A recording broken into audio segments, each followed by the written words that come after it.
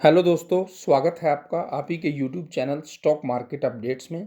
तो जो भी साथी हमारे इस चैनल पर पहली बार विजिट कर रहे हैं तो वो प्लीज़ चैनल को सब्सक्राइब कर लें और बेल आइकन को प्रेस कर लें ताकि हमारी हर वीडियो की अपडेट आप तक पहुंच सके। तो दोस्तों, आज हम इस वीडियो में बात करेंगे 3i इन्फोटेक शेयर के बारे में।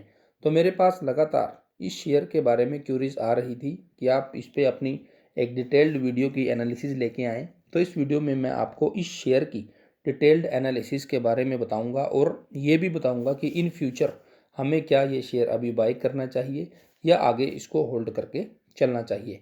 तो चलिए दोस्तों, सबसे पहले इस शेयर की, इस कंपनी की हम थोड़ा हिस्ट्री पर नज़र डालते हैं। तो जैसा आपको पता होगा कि 1993 में ये कंपनी ICI इन्फोटेक के नाम से शुरुआत इसकी हुई थी। बट उसके बाद 2002 में जो ICI है उसने अपना हाथ इसमें से निकाल लिया था और उसके बाद इसने खुद को अपने आप को संभाला था। उसके बाद ये कंपनी बाज़ार में अभी डीलिस्ट हुई थी। उसके बाद ये अगेन दोबारा से ये रीलिस्ट अभी 22 अक्टूबर को ये दोबारा रीलिस्ट हुई है और तकरीबन 31-32 रुपये के प्राइस पर यह कंपनी दोबारा रीलिस्ट हुई है। और तभी से लगातार ये कंपनी अपर सर्किट्स में हमें देखने को मिल रही थी।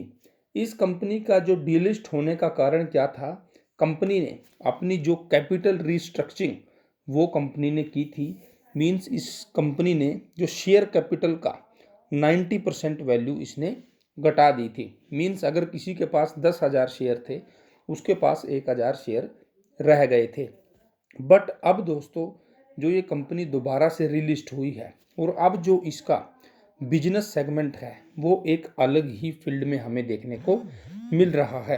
अगर मैं अभी की बात करूं तो अभी ये company insurance, banking, mutual funds, asset management, wealth management, retail आदि सेक्टर्स में कंपनी IT और BPO सर्विस प्रोवाइड कराती है। इसके अलावा जो सबसे इम्पोर्टेंट फैक्टर है वो है AI means artificial intelligence, robotics process automation, blockchain, cloud compounding और मशीन लर्निंग जैसी टेक्नोलॉजीज पर 3i इन्फोटेक कंपनी काम कर रही है। मींस ये कंपनी पूरा का पूरा डिजिटल ट्रांसफॉर्मेशन के ऊपर काम कर रही है। वहीं ये कंपनी का जो बिजनेस है वो वर्ल्ड वाइड इसका बिजनेस फैला हुआ है। ये कंपनी US में, UK, Europe, Africa, India means world में इसकी काफ़ी जगह इसकी ब्रांचेस अवेलेबल हैं। तो चलिए दोस्तों, ये हमने कंपनी की हिस्ट्री जान ली, कंपनी का बिजनेस सेगमेंट जान लिया। मतलब यहाँ से अगर मैं इसके बिजनेस सेगमेंट की बात करूँ तो यहाँ से हमें सीधा सीधा क्लियर हो रहा है कि ये कंपनी जिस डिजिटल ट्रांसफॉर्म प्लेटफॉर्म पर काम कर रही है उसकी इन फ्यूचर हमें अच्छी खासी बढ़ती हुई डिमांड नज़र आ रही है। और धीरे धीरे जिस हिसाब से इंडिया में ही नहीं पूरे वर्ल्ड में डिजिटल प्लेटफॉर्म पर काम हो रहा है तो ये इस कंपनी के लिए एक अच्छी चीज़ साबित हो सकती है। अब दोस्तों चलिए हम इसके कुछ फाइनेंशियल्स के बारे में पहले जान लेते हैं कि क्या हमें इसके फाइनेंशियल से हमें देखने को मिलता है। तो अगर मैं पहले मार्केट कैप की बात करूं तो कंपनी का मार्केट कैप है 1661 करोड़। मीन्स ये एक स्मॉल कैप अभी ये कंपनी है। हाई आप देख सकते हो 116 52 वीक हाई है। 101 अभी इसका करंट प्राइस चल रहा है। कंपनी की फेस वैल्यू 10 है। मीन्स जब ये, जैसे मैंने आपको पहले बताया, जब ये कंपनी लिस्ट हुई थी उसके बाद से लगातार अपर सर्किट तक 116 पर पहुंच गई। उसके बाद थोड़ा डाउन आई, अब फिर दोबारा से ये थोड़ा सा तेज है और अब ये मतलब इसमें ये चीज़ें चल रही हैं। आगे दोस्तों हम इसके थोड़ा प्रॉफिट और लॉस के बारे में जान लेते हैं। तो मैं क्वार्टरली अगर आपको इसके प्रॉफिट दिखाऊं तो 2018 में इस दिसंबर में इसका प्रॉफिट 18 करोड़ था। उसके बाद 35 करोड़, जून 19 में 2 करोड़, फिर 13 करोड़, फिर 27 करोड़, मार्च 2020 में 25 करोड़, जून 2020 में 10 करोड़, सितंबर 2020 में 15 करोड़, दिसंबर 2020 में 22 करोड़ और मार्च 2021 में 344 करोड़।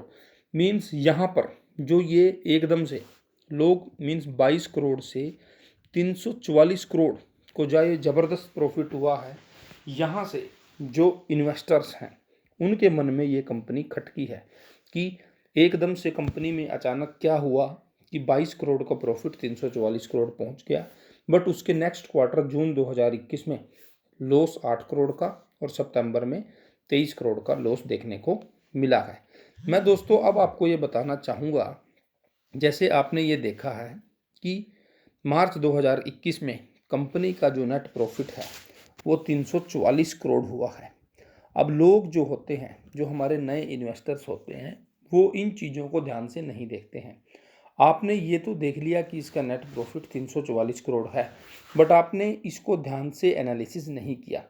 मैं आपको यहाँ दिखाना चाहूँगा, आप ये ऊपर देख रहे हैं अदर इनकम। अदर इनकम में आप देख सकते हैं कि इस क्वार्टर में कंपनी की जो अदर इनकम है वो 444 मीन्स 444 इतने करोड़ रुपए कंपनी को अदर इनकम आई है। दोस्तों ये जो कंपनी का नेट प्रॉफिट आया है ना, ये इस क्वार्टर में इनका ऑपरेटिंग प्रॉफिट नहीं है, ये इनको अदर इनकम से प्रॉफिट आया है। यही चीज़ यहाँ समझने की है। जो ज़्यादातर लोग इस चीज़ को डायरेक्टली इग्नोर कर देते हैं, वो ये सोचते हैं कि पता नहीं कुछ कंपनी में हुआ होगा जिससे इसका इतना प्रॉफिट एकदम से पहुंच गया। बट आपको ये चीज़ें समझनी होगी कि ये अदर इनकम से प्रॉफिट है, ये कंपनी का ऑपरेटिंग प्रॉफिट नहीं है। और ये कोई भी कंपनी अगर उसका ये ऑपरेटिंग प्रॉफिट है, मीन्स अगर किसी भी कंपनी का जो ऑपरेटिंग प्रॉफिट है वो ग्राउंड लेवल पर अगर वो काम कर रहा है, वो धीरे धीरे बढ़ रहा है, तब ही वो कंपनी आगे जाकर अच्छा परफॉर्म करेगी। अदर इनकम का जो प्रॉफिट होता है वो तो सिर्फ एक आध बार आता है, मीन्स अभी एक क्वार्टर में ही आ गया। अब ये थोड़े है कि ये अगले क्वार्टर में भी आएगा। आप नेक्स्ट क्वार्टर में देख सकते हैं कि -2 करोड़ का है, फिर 4 करोड़ का है, मीन्स। तो आपको ये चीज़ें समझनी होगी कि कंपनी का ये प्रॉफिट जो है वो ऑपरेटिंग प्रॉफिट नहीं है। आगे दोस्तों मैं आपको इस कंपनी के शेयर होल्डिंग पैटर्न के बारे में थोड़ा दिखाना चाहूँ तो इसमें फॉरेन इन्वेस्टर्स 0.18, डीआईज 14.32 और पब्लिक इसमें 85.50% स्टेक होल्ड करके बैठी हुई है। वहीं आगे मैं आपको थोड़ा कंपनी के बैलेंस शीट के बारे में दिखाता हूँ। मार्च 17 में कंपनी के रिजर्व्स नेगेटिव में 963 करोड़ थे। मार्च 18 में 1512 करोड़, उसके बाद मार्च 19 में 1259 करोड़ के लॉस, उसके बाद रिजर्व्स 1128 करोड़ के, और अभी जो रिजर्व्स हैं वो -784, मीन्स कंपनी के रिजर्व्स जो हैं वो नेगेटिव में अभी पड़े हुए हैं। कर्ज की अगर मैं बात करूं तो कंपनी के ऊपर अभी लॉन्ग टर्म में 521 करोड़ का कर्ज है। शॉर्ट टर्म बोरोइंग में बात करूं तो लगभग 13 करोड़ के आसपास शॉर्ट टर्म बोरोइंग है। कैश और कैश इक्विवेलेंट की मैं बात करूं तो कंपनी के पास 637 करोड़ रुपए का कैश अवेलेबल है। तो अगर मैं कंपनी के बैलेंस शीट जो पॉइंट ऑफ व्यू से बात करूं तो कंपनी की कुछ खास मुझे बैलेंस शीट नज़र नहीं आ रही है। और जो कंपनी के हमने क्वार्टरली रिजल्ट्स देखे हैं, प्रॉफिट लॉस देखा है, जो इनके सेल्स के डाटा देखा है, उनके लिहाज से भी कंपनी के कुछ ज़्यादा फाइनेंशियल्स अच्छे नज़र नहीं आ रहे हैं।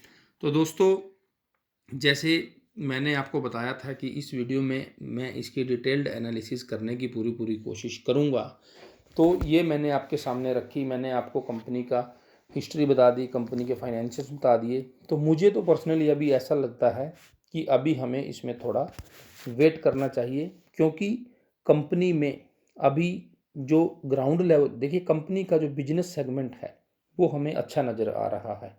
कंपनी के जो डिजिटल ट्रांसफॉर्मेशन है उसको लेकर जो कंपनी का काम है वो हमें अच्छा इन फ्यूचर अच्छा लगता है। बट जो कंपनी के अभी जो फाइनेंशियल्स हैं, जो इनके क्वार्टर्स हैं, उनके लिहाज से अभी हमें थोड़ा इसमें वेट करना चाहिए। हमें जो आने वाले क्वार्टर्स हैं उनके रिजल्ट्स आने के बाद इसमें इन्वेस्टमेंट करने की सोचनी चाहिए। देखिए दोस्तों, मेरा जो खुद का अगर मैं पर्सनली अपना फंडा बताऊं तो मैं ज़्यादा इन्वेस्टमेंट के ऊपर फोकस करने में बिलीव करता हूँ। मुझे ट्रेडिंग कुछ खास इतना नज़र नहीं आता, क्योंकि जो इन्वेस्टमेंट होती है और इन्वेस्टमेंट के बाद जो कंपाउंडिंग की पावर होती है, उससे ही जो लोग हैं वो इतना अच्छा प्रॉफिट कमा सकते हैं। ट्रेडिंग में आप लोग 4 दिन पैसे कमा लोगे, 10 दिन कमा लोगे, उसके बाद कभी ना कभी आप इतना बड़ा लॉस खाओगे कि आपका सारा कमाया हुआ वो उसी में मिल जाएगा। तो मैं एक इन्वेस्टर की बात करूंगा तो इन्वेस्टमेंट पॉइंट ऑफ व्यू से अभी मेरे हिसाब से ये कंपनी, अभी मैं इसमें पर्सनली कोई इसमें इन्वेस्टमेंट करने की नहीं सोच रहा हूँ। मैं अभी इसके क्वार्टर्स के रिजल्ट देखूंगा, आने वाले जो इसके रिजल्ट्स हैं, जो आने वाले क्वार्टर्स हैं, उसके बाद मैं इस पर अपना डिसीजन लूँगा। हाँ, अगर कुछ लोग अभी जिन्होंने इसमें इन्वेस्ट किया है या ऑलरेडी मतलब जो सोच रहे हैं, तो उनको मैं ये कहना चाहूँगा कि अभी इस स्टॉक को थोड़ा पेनी स्टॉक की तरह ही हमें रिएक्ट करना चाहिए, क्योंकि ये एक स्मॉल कैप कंपनी है, मार्केट कैप बहुत छोटा है अभी इसका, और इसमें लगातार अपीयर सर्किट्स लगते रहते हैं। तो मीन्स इसमें ऑपरेटर भी एक्टिव हो सकते हैं, कुछ लोग इसमें मूवमेंट घुमा सकते हैं। तो आप लोगों को इसमें थोड़ा सतर्क रहना चाहिए। और मैं आपको यही एडवाइस देना चाहूँगा, अगर आप इसमें इन्वेस्ट करके बैठे भी हैं तो आप इतना इन्वेस्ट कीजिए कि अगर कल वो आपका पैसा डूबता भी है तो आपको उससे कोई तकलीफ ना हो। आप ये बिल्कुल ना करें कि जितना आपके पास पूंजी है वो सारी इस स्टॉक में इन्वेस्ट कर दें। तो दोस्तों, ये थी इस वीडियो में आप लोगों की डिमांड पर 3i इन्फोटेक लिमिटेड शेयर के बारे में एनालिसिस। आपको वीडियो कैसी लगी कमेंट सेक्शन में ज़रूर बताना, वीडियो को लाइक करना, शेयर करना, चैनल को सब्सक्राइब करना। मिलते हैं अगली वीडियो में, तब तक के लिए टेक केयर, बाय बाय।